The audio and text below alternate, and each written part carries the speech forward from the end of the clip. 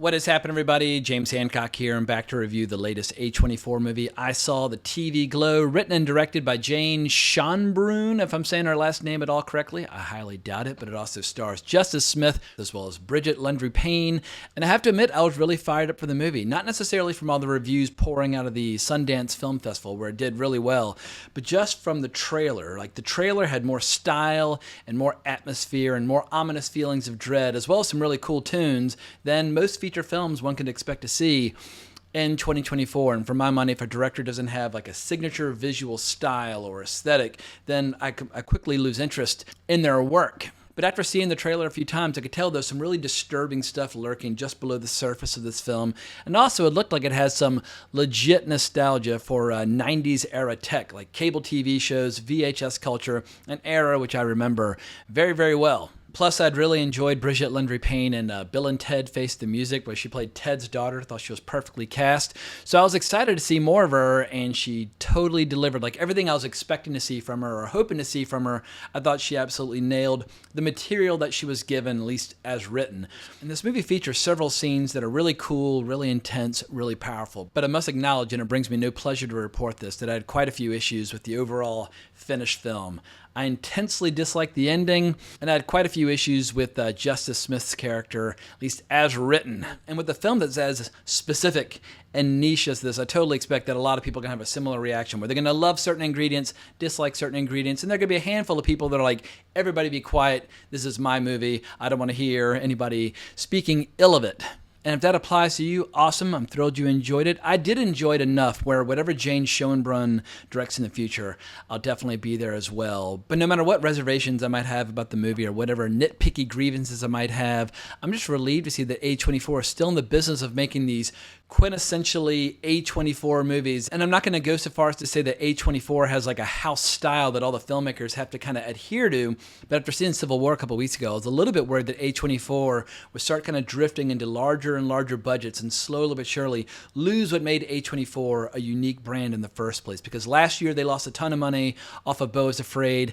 It looks like Civil War is going to do pretty well, but I'm relieved that for the time being, at least, A24 still seems to be in the business of working with talented young directors or younger directors. I feel like the amount of talent that they've discovered in the last 10 years is truly extraordinary. I mean, over the last 10 years, can you name a production company that's done a better job of kind of carving out an identity for itself as a brand known for taste, a brand known for risk, a brand known for off-the-beaten-path material? And they do have their more mainstream successes, movies like Ex Machina, which totally spilled over to a larger crowd. But if they continue to make movies like I Saw the TV Glow, no one's going to be revoking their kind of indie filmmaking credentials anytime soon. But my question is, to what degree can this festival hit cross over and actually sell some tickets? Because I caught this movie down at the Angelica here in New York, and if you don't know the Angelica, it's basically ground zero for art house movies. Just to give you an example, when I walked in there today, they were showing Wong Kar-wai's In the Mood for Love just because they felt like it. The movie came out well over 20 years ago, but it's that kind of movie theater. But usually, judging from the size of the audience at the Angelica, you can make a pretty good guess as to whether or not an independent movie is going to break out and find a larger audience or remain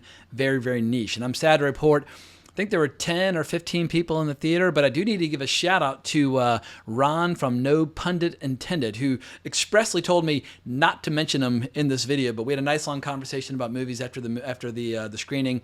He introduced himself. So he's got a YouTube channel called No Pundit Intended. It is very new. I'll leave a link down below. But consider showing a younger commentator some love and subscribing to his channel as he embarks upon his film commentary career. But getting back to the size of the crowd, the fact that there was not a giant blowout audience at the Angelica on the day that this movie opens, that sends a very ominous feeling, a different ominous feeling through me from the ominous feelings of the actual movie itself. But this is not an ominous feeling like, oh wow, like this movie might be a financial disappointment on a small scale. But if you've seen the admittedly very cool atmospheric trailer and you've seen the poster where you're like, well, this kind of looks like Poltergeist, but it feels like an art house movie. What is this? Here is the official description from Wikipedia. Two teenagers bond over their love of a television series. After it is mysteriously canceled, their reality begins to blur. And I guess that's the tip of the iceberg. They basically have two children. I guess it starts with one kid who's in 7th grade, one kid who's in 9th grade. They meet through this show and they start kind of bonding over it. And then over time, well, goddamn, it's going to be a hard movie to review without divulging some spoilers. Shit. Yeah, this is going to be a tough one to do, but I'll err on the side of caution in terms of being vague with the details. But the show, I guess on the surface, it looks like a show for like teenage girls, like two girls going on an adventure where every week they have to defeat a different creature. But as the character Maddie describes in the movie, it's way too scary. And the mythology is way too complex for most kids to get into it. So the show's been kind of dismissed as like young adult trash. However, these two young fans are totally obsessed, and they continue to find hidden layers and hidden meanings tucked away inside the complexity of the show. And the show is so intense and so powerful, it starts to kind of affect the way they perceive reality. And let's just say that one of the characters is more open to what the show might be trying to like suck them into experiencing, while one's kind of tapping the brakes and holding back. And so we see their relationship unfolding over several years as they continue to kind of wrestle with this show and how it impacted their lives. And it definitely had me on the hook for the majority of the movie. However, I was thunderstruck by how limp the ending was, or how disappointing the ending was. And maybe I've just seen way too many genre films where I'm expecting some form of resolution or explanation or some sort of climax of some kind. But it seemed like the movie was working its way up to this big earth-shattering, disturbing conclusion of some kind, and instead it just chose to end in kind of the most lackluster, annoying way possible. And some of that might have a lot to do with the fact that I had a lot of problems with Justice Smith's interpretation of his character Owen, where Owen is a very shy kid. He's one of those kids where they can't make eye contact. They kind of live in their own world. They have problems with their father. And he doesn't seem to be all that preoccupied with a lot of things that typically concern teenage boys. Like at one point, Maddie says outright, like, "Do you like girls?" And he's like, I like TV shows. Like that is his character to a T. But in that we spend so much of the movie's running time inside the head of Owen, if you aren't completely on board with the character of Owen, you're going to struggle to get through this movie. I think a lot of people are going to find his character to be a little frustrating. And also the way he chooses to express himself or express his lines in this, he takes his voice up like 2 octaves. I don't know if he's trying too hard to pretend as if he's young. I mean, Justice Smith is 28 years old, and at one point in this movie, they're asking you to believe the idea that he's a 9th grader. We see him as a 7th grader, where he's played by a different actor, but then we start following him in 9th grade. I'm sorry, if you are 28 years old, you cannot play a 14-year-old or a 15-year-old convincingly. But I was giving it the benefit of the doubt, because I thought at one point there was going to be this big revelation about the way the show impacts the way they perceive time. It would make sense if we see like essentially the narrator of the story still kind of in his 14-year-old body in 9th grade. But that it wouldn't be consistent if that were the case, because we do have a younger actor playing him in 7th grade. But then we get into further trouble, because when we have a different actor playing Owen as a 7th grader, we have the same actress playing Maddie as a 9th grader. She's 2 years above. But Brigette Lundy-Paine, I guess they just felt like she looked younger, but she's a 29-year-old actress. I don't care how young you look. If you are 29, that ship has sailed when it comes to portraying a 9th grader convincingly, even if they give you the awkward posture and the awkward hairdo and all that kind of thing. And so for like the first 20, 30 minutes of the movie, I was kind of second guessing, or I was very distracted by the fact that I wasn't buying the fact that either of these actors could convincingly play high school students. And also I just thought it was weird where in their youngest versions, they would recast one but not recast the other. I feel like either recast both or don't recast either. But that was just, it was very distracting, and it kept taking me out of the movie because I was thinking about it. Oh, that's an unusual casting choice that they made. Why would they do it that way? As opposed to just kind of surrendering and giving myself over to the movie. And I feel like with any movie, like the first 15, 20 minutes, that's the sweet spot where the movie in theory, like you're willing to give it the benefit of the doubt. You're willing to follow it anywhere. So where are they going to take you? You don't want the audience distracted by anything during that pivotal period. But I thought the best part of the movie by far is when we see Owen's character's initial obsession with this show, Pink Opaque. Because we can all remember being like in middle school or high school where a certain band or a show or a comic book series or whatever like really grabs you and just kind of takes over your whole life, where everything else pales in importance or in comparison to what is your current fixation. And also if there's like a cooler, older kid, whether you're interested in them romantically or you look up to them or they're a sibling, like every 14-year-old kid or 15-year-old kid dreams of being accepted by a slightly older kid because of your shared interest in a filmmaker or of your shared interest in a band. And for these two characters, there's nothing more important in their lives than this show, Pink Opaque. So watching the way that she's kind of discreetly sneaking him videotapes because the show is on after his bedtime, that was kind of cool, because also nothing makes a show or a movie or a comic book series or book series seem like more interesting or more alluring than if it's forbidden or if it's taboo by your parents or your teachers or whatever. But where this movie gets into trouble, and once again, this is just one person's opinion, but for me, where it starts to kind of fall apart or break apart is when, and this is, I guess, would be spoiler light territory. So bail out now if you don't want any details of any kind. But with these two characters, in essence, there's a pivotal point where the show can either kind of suck you in and take over your life and change your life forever, or you can reject it. And due to the father of Owen, he takes one path and Maddie takes another path, and then they reconnect years later and kind of compare and contrast their different experiences. And then they have another parting of the ways, and then we basically see the rest of Owen's life unfold. And that part at the end, like the last 10, 20 minutes of the movie, by far was the weakest part of the movie, the least interesting. And I feel like all the bad habits of how Justice Smith portrayed his character early, they all get magnified and intensified to the point where I just straight up started rooting against the character. And we basically see the character of Owen getting older as he endures and experiences just like the most boring, predictable kind of suburban lifestyle that one could possibly lead. And at a certain point, he basically just starts kind of like shrieking in horror of where his life has ended up. And for me, it would have been much more interesting if the movie had like reversed itself, where basically our primary focus was on Maddie, not on Owen, and we could have experienced the existential dread and the horror that comes about from being totally sucked in and consumed by the pink opaque TV show. It would have, because there were so many villains and kind of disturbing ingredients within the show that I wanted to see more of. Like I kept, every little bit they showed me, I was like, I want to know as much as I can about this strange kind of forbidden world that seems like a show for like teenage girls, but is actually like a really disturbing show. And instead what we get is just more suburban kind of existential pain and angst and dread and that sort of thing, which I thought was the least interesting part of the movie. And it's a slippery slope, but when a character is very shy and withdrawn and lacking in confidence, like I said, can't make eye contact, just he's always retreating inward and retreating into his shows. That's a tough character to have as your central protagonist, where at a certain point the audience might turn against him, like, well, you've gone from being shy to just being weak and ineffectual and you're no longer interesting.